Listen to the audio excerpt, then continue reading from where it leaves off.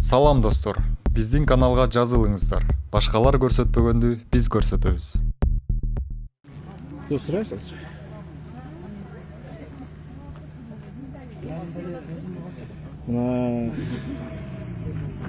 Барыңарды эле бар.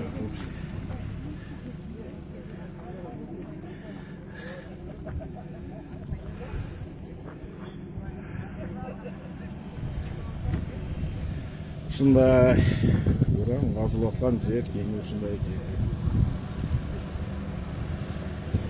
Şu жерде иштелип аткан.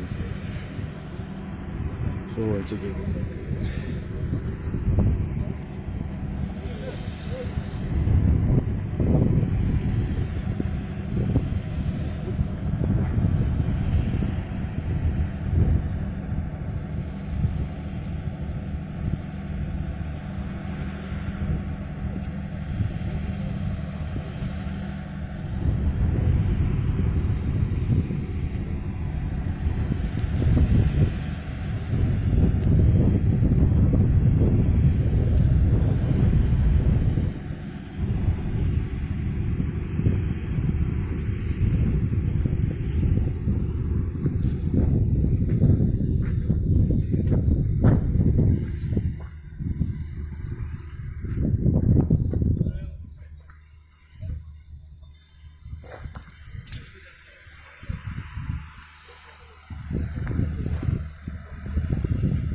Таза сөз.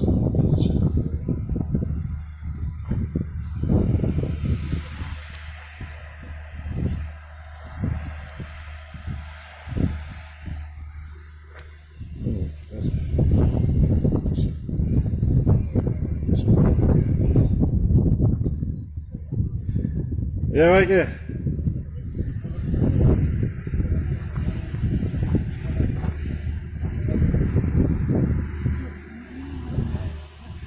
Байке. Ортото койдумчу.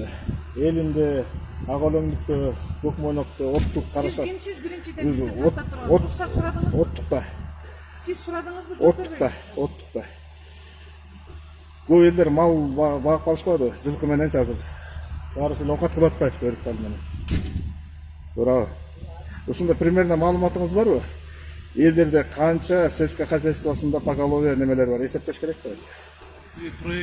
Проект, канча гектарда алма убакыты келген. Эми ал айылда тиешеси билген, ал жердеги баарын чөптүн түрлөрү, чымчыктын түрлөрү, малдын түрлөрү, ошолордун баарын эсепке алат.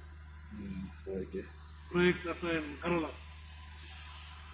Проект разработка болгондон кийин макул мунун баары иштелип атыптыр. Эртеңки күнү Казакстандын границасында, Казакстан тараптан кандайдыр бир уранга байланыштуу тоскоолдуктар пайда болсо, элдердин кар төшкөсүнө, эгинине, тегинине, ошого эртеңки күнү кандайдыр бир чара колдонгонго силердин бир компетенциядагы иштер барбы? Эми аны ветеринарный эмелер бар жана. Силердики жекече. Фитосанитар деген бар. Биздики адамдардыкы, андан кийин Кыргызстандын репутациясын ошолордун мал туризмден немесин аныктап, далилде актаганга өзүңөрдүн кандайдыр компетенцияда жумуштарыңар барбы? туризм боюнча мына эмелерди көрүп атасыздар. Бизге далил дегенде казактарга барып далилдеп, ушинтип бардык эртеңки күнү биздин Атайын органдар бар да. Атайын органдар бар. силер анда далилдей албайт болсо. Биз эми биздин ар бир мамлекетте ар кайсындай структура бар. Жана сен айтып аткан туризмде, ошо комитет туризм бар. Ал эми Маалымат үчүн айтып коеюн. Оттук айылында 8000 кой бар. 8000 кой бар. Башында. Прививка алган эсеби боюнчачы. Анын ичинде 1,5 миң жылкы бар. Анын элде топтогон андан тышкары 90% жеринде алма өрүктү келген. көрдүм. Биз ошо андан тышкары бизге ошо эс алуучулар келет. Ушул жөнүндө маалыматтарыңыз бар беле? Эми мен айтып турайм. Ал ар бир институт жана ветеринар службанын туризмдери санап атат. Канча киши келип кетип атат. Ошолорду маалыматы. Бизде ошо табигатты дагыржалайт. Бул адамдардын денсаулыгын Минздрав кандай карап атат. Муну Аксакал мен телевидение YouTube эмес, мен өзүмдүн айылым боюнча эртеңки күнү айылдагы жаңылыктарына таратам. Мунун өз айылдыктары бар. Айлыктарга сен Анан ушул айылдыктарды эртеңки күнү ошого жооп берчү. Ушундай казылып атып деп эртеңки күнү ушундай репутациясына же болбосо зыянына же кандайдыр бир нерсесине жооп берчү кимдер экен деп бизде жалпак жөнөкөй тилде сурайт. жалпак тилде түшүнүп атпайбы. Айыл өкмөтү бар, ветеринардык служба бар, хакимият бар, губернатор бар, туризм министрлиги бар. Айыл чарба министрлиги ошо силердин тиккен багыңарга, малыңарга ошолорго эмес керек. Биз бул экологияны, анан ушерде иштеп аткан адамдардын ден соолугуна кандай? Биз быйыл алмаларыбызды быйыл 10 сомдон сатып атабыз. Чоңураактары 30 сомго чейин. А так средний 20 сом. Болгону эле Казакстан албай койгончу. Бул жерде башка причина. Укпайсыздар. Баарын ушуга байлап берген. Укпайсыздарбы? Сөздүн аягына чейин. Эми картошкабыз быйыл 10 сом. Тиги болгон. Болгону эле бир кандайдыр бир курт чыкты, ал эле бул эле деп туруп Казакстан бешилтөө менен жапты. Эртеңки күнү уран себептүү бирөө чыкса, ушуга жооп берилгенге кандайдыр бир силер тараптан жоопкерчилик барбы? Мен айтып атпайм. Дагы бир жолу айтайын. Ушу суроону 3 жолу бердим. Тиешелүү органдар бар, ошолор жооп берет. Макул, сизге тиешеси туруп, Бизге айтпадык. Ушу жерде иштеп аткандары. Салам достор, биздин каналга жазылыңыздар. Башкалар көрсөтпөгөндү биз көрсөтөбүз. Мындайда Израилдин армиясында кыздар дагы, балдар, эркектери дагы, айымдары дагы мындай эметишет служат да, поэтому мен буну туура көрөм, туура эле маселе көтөрүлүп атат да, коллегамды да колдойм. И айтсаңыздар, аскер прокуратурасында көптөгөн комитет солдатских матерей деген бар экен, суицидтер боюнча көптөгөн арыздар, анан көптөгөн иштер жатат, ошолор чечилбей атат деген жалобалар менен, арыздар менен бизге энелер кайрылып атат да. Ошол боюнча комментарийиңиз барбы? Элвира Жалалбековна, суицидтер бул тилекке каршы өтө кайгылуу маселе болуп атат. 17-16 жылдары мындай фактылар болгон.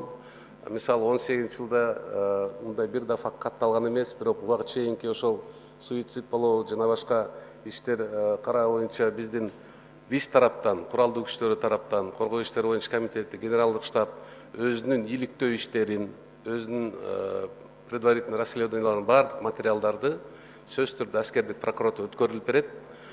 Буга чейин мисалы сиз айтып аткан комитет солдатских матерей менен биргеликте национальный центр пыток мына жакын арада эле бир 2-3 ай болду окшойт, бир атайын да жыйналыш болгон, аскер прокуратурасынын өкүлдөрү да катышкан.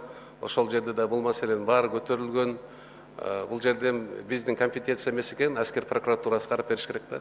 Мен бул маселени көтөргөн себебим мага деген, сиз жакшы билет болуш керексиздер, маркум Карагулов Нурсултандын 97-жылкы эми көз өткөттүр, ошол жигитибиздин энеси менен атасы кат жазып, аскер прокуратурасында арызыбызды сүйрөп жатышат, ар эмес, же бери эмес болбой, суицид эмес, өзүнө кол салган эмес, өлтүрүлгөн деген ошондой мындай шектер бар экен, ошо менен кайрылып атабыз, ишибизди мындай чоюп атышат деп арыз менен жазышты да.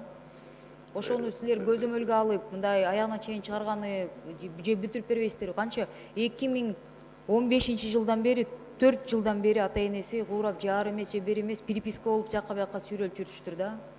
Сиздин сурооңузду эске алабыз, кагаз түрүндө жооп беребиз. Аскери прокуратурасы менен биргеликте бир жоопту беребиз сизге. Анан дагы бир мындай эми сунушпу билбейм, армияда деген, вот Израилдин армиясында бул дүйнө жүзүндө эң күчтүү армиялардын бири да. Аякта деген кадимкидей жумушка баргандай эле деп понедельниктен 5-күнгө чейин барышат. Ишемби, жекшемби күнү үйлөрүнө чыгууга уруксат бар. Бизде эмнеге андай практика жок? Биздин куралдуу күчтөрүндө деле кадимкидей эле иш тартиби, күн тартиби бекитилген, мыйзам негизинде, план негизинде бардыгы бекитилген, ал жерде бардыгы көрсөтүлгөн.